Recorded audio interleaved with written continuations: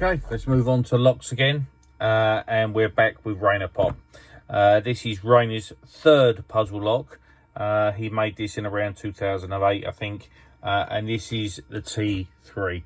A very unusual design. If you're a lock collector, you will notice this kind of design in old antique locks.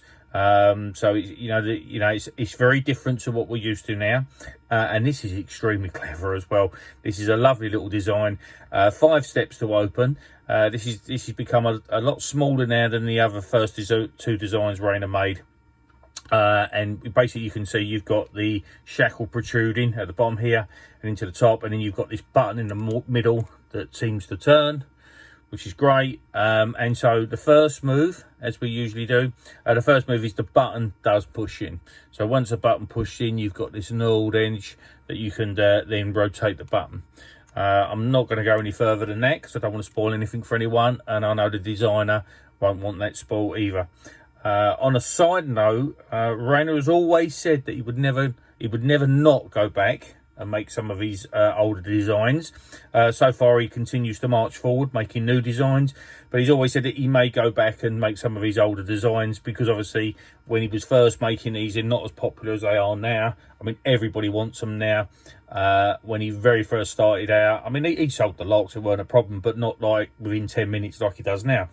So the nutcase that I am, and Rainer couldn't believe it, a few years ago, about 4 or 5 years ago, he decided to do a second edition. So basically this is the same lock. There's nothing different in the solution of it. The only difference is Rainer's engraved this one with second edition, so it didn't harm the value of the original ones that originally came out. And so he done a very small rerun of a second edition, which I'm sad to say obviously no longer available at the moment. And I bought this from him. He couldn't understand why I wanted to buy it, because I already have the original, and why would I want to buy it? And this is just a proof of concept as well, to say I didn't buy this to sell this. I won't be selling it.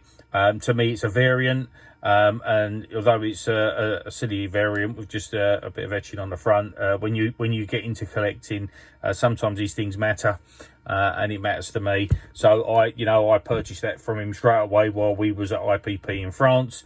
Maybe a little selfish, because it's unfair that some people who haven't got one would like to have one, and I got the opportunity to get one. I mean, again, he may well make some more in the future, we don't know, but anyone is always welcome to play with my locks. So if you ever come to one of the puzzle meetings where we go, they'll always be on display if people request it before I go, and you're very happy to to play with the stuff that I have.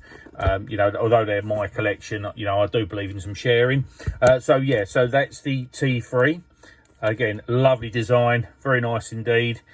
We were lucky to get a small run of a second edition, and you never know, there may well be a third one day, who knows.